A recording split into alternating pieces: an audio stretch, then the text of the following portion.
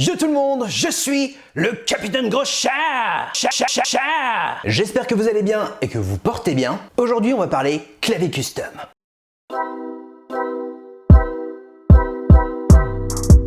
Mais avant de vous parler de ce nouveau clavier, laissez-moi vous présenter un concours que j'organise le 27 août à 20 h sur ma chaîne Twitch. J'organise un concours pour vous faire gagner plus de 1000 € de Gunpla. Pour tenter votre chance, il y aura un tournoi sur Fall Guys et je récompenserai à chaque fois les premiers de chaque pool. C'est un concours 100% gratuit. Si vous voulez en savoir plus, n'hésitez pas à regarder ma vidéo sur ma chaîne YouTube qui est disponible juste en haut ou dans la description. Je vous dis bonne chance à tous et à très vite.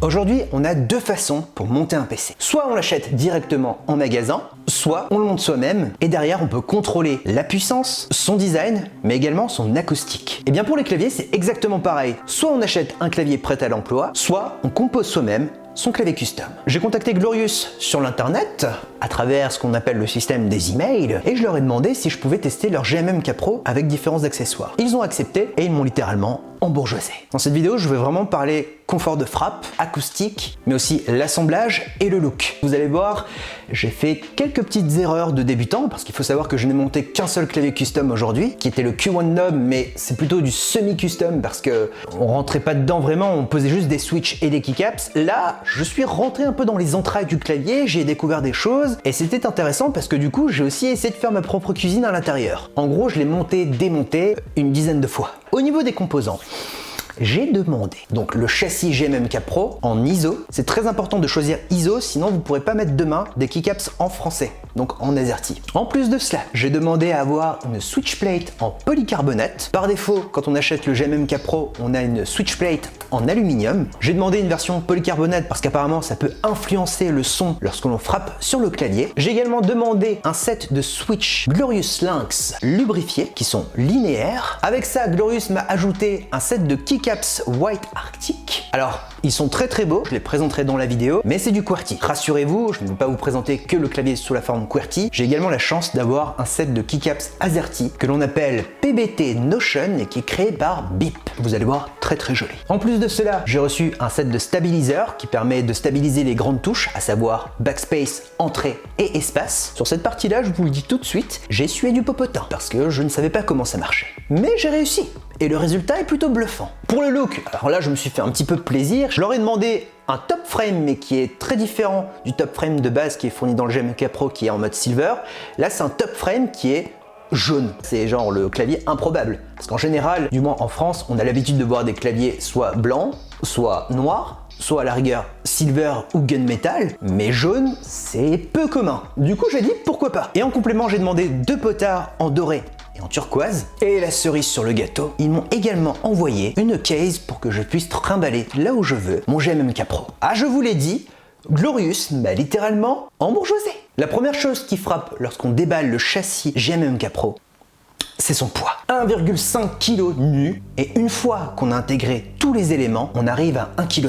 Alors visuellement, je suis hyper séduit parce qu'il est hyper minimal, mais il garde quand même une touche assez gaming avec ces petites ouvertures qui laissent apparaître le RGB. Le Q1 Knob que je vous ai présenté sur ma chaîne auparavant avait aussi un éclairage RGB, mais là pour le coup, le RGB, ça n'a rien à voir, il est extrêmement puissant. Concernant le montage, comme c'est mon deuxième clavier custom et que là on peut rentrer un peu plus dans les détails, j'avais un petit peu peur, mais sur leur chaîne YouTube en fait, ils ont plein de tutos vidéo qui sont très bien expliqués. Alors c'est en anglais mais c'est en mode voix off. Cependant, il y a quand même beaucoup d'étapes à respecter, mais ça reste accessible. Du coup, j'ai suivi la marche à suivre, je démonte le châssis. Cependant, attention, j'ai fait ma première bêtise de débutant. Quand vous dévissez un châssis en aluminium, ne prenez surtout pas un tournevis large. Sinon, vous risquez de frotter l'aluminium et y laisser des traces. Alors même si c'est derrière, ça ne se voit pas, ça a quand même pris un coup. Et ça m'a fait mal à mon petit cœur. Cependant, j'ai fait la boulette, mais au moins, je me dis, si demain vous vous lancez dans le clavier custom, vous saurez qu'il ne faut pas prendre des tournevis trop larges, sinon vous allez abîmer votre clavier.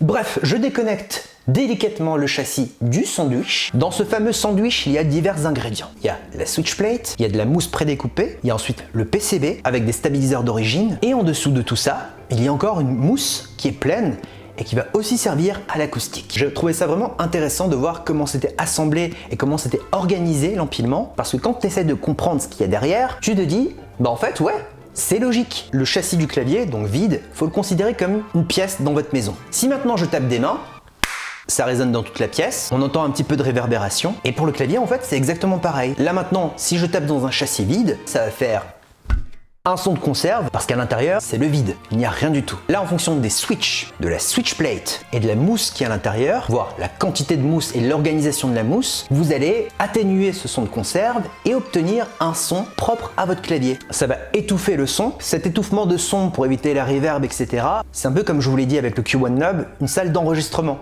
avec de la mousse acoustique sur tous les murs. Bref, une fois que j'ai séparé le sandwich, j'ai d'abord changé les stabiliseurs. Alors les stabiliseurs, ça ressemble à rien quand vous les recevez. Déjà dans la boîte, ce qui est cool, c'est qu'il y en a beaucoup. Le montage finalement, après avoir fait quelques recherches sur l'internet, mine de rien, ça va. L'assemblage était très rapide, mais là où je me suis viandé, oh là là, c'est la lubrification des stabiliseurs. En gros, je m'explique. Les stabiliseurs, ça permet justement d'éviter les frottements et d'avoir un son dégueulasse quand on a des larges touches comme backspace, entrée et espace. Le lubrifiant, il est là pour éviter les frottements de ces larges touches, pour qu'elles soient stabilisées. Pour ça, il faut mettre du lubrifiant dans la zone où ça frotte. J'en ai tellement mis que quand j'appuie sur la touche espace ou entrée ou backspace, et en fait, le secret, c'est qu'il faut juste doser correctement avec le pinceau. Alors, il existe différents types de lubrifiants. Je ne suis pas professionnel dans ce milieu-là, mais moi j'ai choisi un lubrifiant entrée de gamme sur Amazon. Peut-être que ça a dû jouer aussi dans le fait que ça colle, mais là j'ai retiré du coup l'excédent et quand je presse maintenant, c'est corrigé et le son il est juste somptueux. Après les stabiliseurs, j'ai ensuite installé la switch plate. Donc je passe de l'aluminium à du polycarbonate. Techniquement, il paraît que les switches en aluminium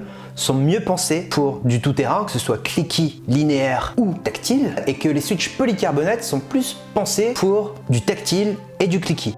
Et surtout pas pour du linéaire. Sauf que moi, j'ai que des switches linéaires. Mais comme je suis une personne qui aime faire des expériences, je me suis dit, on va prendre genre le truc qui a rien à voir et on va voir si ça fonctionne. Et vous allez voir que dans le test de son, je suis très content. Et une fois que j'ai monté la switch plate sur mon châssis, je revisse le tout en faisant bien attention de prendre les vis pour la switch plate en polycarbonate et arrive une autre coquille. L'autre coquille, c'est que, vous le savez, j'ai demandé divers éléments pour composer ce clavier et j'ai demandé une seule boîte de switch linéaire. Une seule. Si vous commandez des switches, peu importe la marque, regardez le nombre de switches qu'il y a à l'intérieur d'une boîte. Pour une boîte Glorious, il y en a 36, mais le GMMK Pro nécessite plus de 80 touches. Donc, eh bien, il me manquait encore 2 boîtes de 36. Du coup, je me suis arrêté à la lettre I et j'ai dû combler avec d'autres switches. Et heureusement, j'avais un set d'Aqua King Everglide V3 et je me suis dit bon bah c'est l'occasion de les tester. Quand j'ai posé la première fois les switches sur le clavier, c'était extrêmement facile. En fait, ça ne nécessitait peu de force de pression pour les fixer au PCB. Alors j'ai trouvé ça étrange parce que sur le Q1 Knob, je me souviens, fallait que je pousse un peu fort, mais là, c'est vraiment genre super léger. Je me suis dit peut-être que ça va pas tenir, donc j'ai secoué pour vérifier si ça tenait bien. Ça tient. Donc je me suis dit bon bah c'est cool, ça fonctionne. J'en ai profité pour poser mes keycaps en QWERTY, mais aussi mes keycaps en AZERTY. Aucun problème, ça fonctionne. Par contre, il y a quand même un autre problème qui est un peu plus embêtant. Comme ça nécessitait qu'une faible pression pour installer le switch, et bien dans le sens inverse, c'était exactement pareil. Ça nécessitait une faible extraction pour retirer le switch et le keycaps avec. C'était un petit peu embêtant parce que du coup, ça rajoutait une phase supplémentaire, à savoir d'éclipser le switch et le keycaps. Dit comme ça paraît pas ouf, on se dit ouais bon c'est rapide, c'est pas la mort. Et quand vous devez faire ça sur toutes les touches, c'est un petit peu chiant. Cependant, je suis extrêmement content de ce premier résultat brut. Là, je vais vous faire passer différents tests audio avec les différents switches, mais aussi avec les différents switch plates. J'ai aussi essayé de faire ma propre petite cuisine parce que à force de monter, démonter le clavier, je me suis dit je vais tester des trucs. Pour le coup, j'ai essayé du double gasket. Certains font même du triple gasket. Donc ce sont les mousses qui sont sur le côté pour améliorer l'acoustique. Il y a aussi la possibilité de rajouter encore plus de mousse, genre des mousses plus épaisses. Alors ça, je ne l'ai pas fait parce que je n'ai pas de mousse à ma disposition, mais demain, je pense que je le ferai et je vous partagerai ça sur TikTok ou sur Instagram. Donc si jamais vous voulez voir ça, je vous invite à vous abonner. Comme ça, vous pourrez voir la différence s'il y en a une ou non.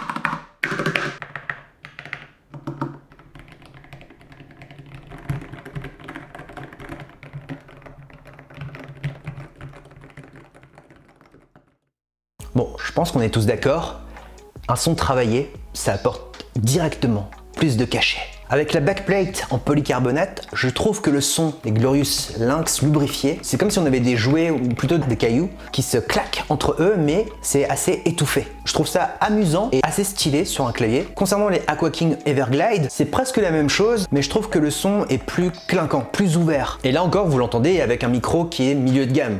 Si j'avais un micro qui pouvait retranscrire l'entièreté des sons, vous aurez vraiment un son comme dans la réalité. Alors je n'ai pas forcément le jargon d'un sound designer, mais je pense que ça s'est entendu. Concernant le confort de frappe, pour moi on est devant des Sherry MX. Ce sont des switches qui sont excellents d'un point de vue rapport qualité-prix, et aussi les plus populaires forcément, mais quand tu les compares à des Glorious Lynx ou des Aqua King Everglide, il n'y a pas photo. Pour moi le GMMK Pro, il marque beaucoup de points dans ce test-là, car au-delà juste du plaisir du montage et de la satisfaction après l'avoir monté comme un PC, c'est qu'il réunit trois facteurs qui sont difficilement dissociable, le plaisir de la frappe, le son et l'aspect visuel. Sachant que peu importe la catégorie, la marge de progression, elle est infinie. Si demain on veut un clavier clicky hyper stylé dans le son avec un look hardcore gamer, c'est possible. Si demain on veut un clavier qui soit très poétique avec un son hyper doux, c'est possible. En fait, avec cette même base de clavier ou notre marque, on peut aller très loin. D'ailleurs, en parlant de personnalisation, ça nous ramène tout naturellement sur le chapitre du look. La manière dont sont disposés l'éclairage RGB est plutôt plaisant. Pour le coup, on a un éclairage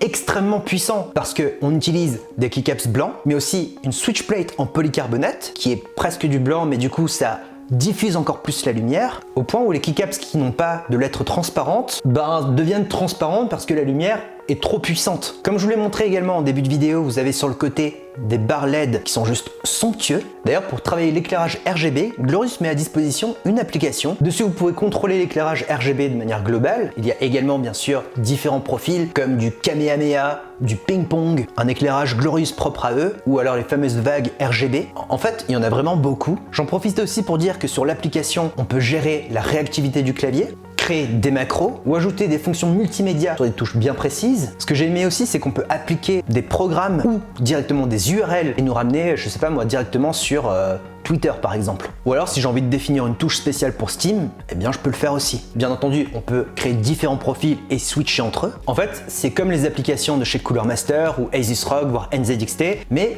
avec des petits bonus en plus. Par contre, petit bémol, l'application n'est disponible qu'en anglais, et quand on voit le clavier dans l'application, il a une disposition QWERTY. Alors, pas de panique, même si c'est présenté en mode QWERTY, votre clavier est quand même configuré en AZERTY sur Windows. Donc les seules touches que vous devez modifier, c'est la touche à gauche du petard et les 4 touches sous le petard. Celle à gauche du petard, moi j'ai décidé que ce soit la capture d'écran et la touche supprimée avec la touche fonction. Et en dessous du petard, c'est page up, page down et home et end que j'utilise assez souvent quand j'utilise des logiciels. Avant de passer à la conclusion, je voulais vous faire un petit retour d'expérience également sur la housse. Alors je n'ai pas pu l'embarquer encore en extérieur, cependant d'un point de vue construction, je n'ai rien à dire, c'est ultra rigide. Et ce qui est vraiment cool, c'est qu'à l'intérieur ils ont creusé la case de manière à ce que ça fitte parfaitement avec le clavier. Genre si vous le mettez un petit peu de traviole ou autre, il ne rentrera pas. Votre GMMK Pro, faut vraiment le poser parfaitement au-dessus de la case pour que ça rentre pile poil. Si vous avez un décalage de 2 mm, ça sert à rien de forcer, ça ne rentrera pas, il faut vraiment se mettre dessus. En plus de ça, pour maintenir à fond les ballons le clavier, ils ont placé des scratchs, dont une qui se place sous le clavier. Du coup, quand vous voulez sortir le clavier de son étui, il suffit juste de tirer et ça sort tout doucement le clavier. Oh, et j'allais oublier, il y a également un petit compartiment dans lequel on peut mettre des outils, voire des switches, si jamais demain vous êtes en panne avec votre clavier. Alors moi je vous conseille par contre de ne pas mettre les outils pour retirer les keycaps ou autres directement à l'arrache dedans, parce que ça peut frotter vos keycaps et les abîmer. Moi je vous conseille de mettre ça dans une petite pochette qui n'est pas forcément fournie avec la case de chez Glorious. Mais voilà, si vous voulez vraiment ne pas abîmer votre clavier comme moi, prenez une petite pochette. On arrive à la conclusion, qui est une grosse conclusion. Le GMMK Pro, c'est pour moi un excellent clavier custom pour les utilisateurs semi-avancés. Contrairement au Q1 Knob, où on mettait juste des switches et des keycaps, on peut rentrer dans les entrailles du clavier et y faire sa petite cuisine. J'ai rencontré tellement de nouvelles situations, entre les stabs à lubrifier, entre les gasquettes, entre les vis à respecter, le changement de switch plate, le câble à débrancher du PCB. C'est plein de petits trucs comme ça. Et c'est vraiment en faisant du monter-démonter non-stop que j'ai commencé à comprendre en fait ce plaisir de monter des claviers custom. Parce que déjà de une, t'es ultra focus, genre là, à l'heure où on est ultra connecté, là c'est comme les Gunpla, t'es focus sur un montage d'un objet. Et je trouve ça vraiment cool. C'est reposant, c'est passionnant et tu as la satisfaction à la fin. Pour moi, si vous cherchez un bon clavier à custom, on va dire facile, parce que j'imagine que les vrais claviers custom encore plus ouf sont plus complexes à monter, le GMMK Pro est une bonne alternative. Encore une fois, je dis je pense parce que c'est que mon deuxième, je n'ai jamais testé d'autres claviers, mais là pour moi, je trouve qu'il est plus avancé que le Q1 Nob et aussi d'un point de vue purement style, je trouve qu'il a nettement plus de caractère que le Q1. Par contre, si vous êtes novice, Glorious a sorti le GMMK 2. En fait, c'est le clavier où tu choisis tes switches et tes keycaps, mais c'est tout. En fait, comme le Q1 Nob. Concernant le prix, aïe aïe aïe, alors là par contre ça fait très mal. Le prix en France du châssis nu pour le GMMK Pro, c'est 180 €. Et si vous rajoutez les switches plus les keycaps en AZERTY, on arrive presque à une histoire de 300 €.